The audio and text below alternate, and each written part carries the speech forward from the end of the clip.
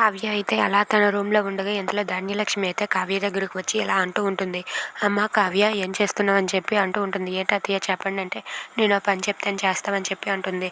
ఏం చెప్పండి అత్తయ్య చేస్తానంటే, ఈరోజు అనామిక అలాగే నా కొడుకు కళ్యాణ్లా శోభనం కాబట్టి నువ్వు ఆ దరిదాపుల్లోనికి రాకు.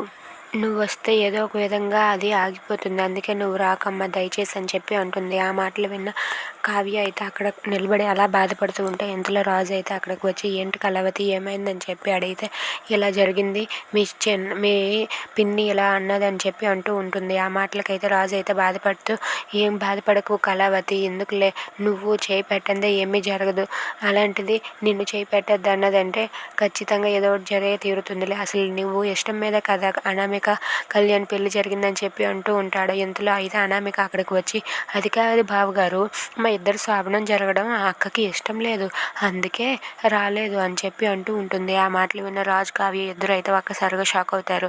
అవును, మా ఇద్దరు శోభనం జరిగితే మళ్ళీ మా ఇద్దరం కలిసిపోము, అదే అదే అక్కకి ఇష్టం లేక అక్కడికి రాలేదని చెప్పి అంటూ ఉంటుంది.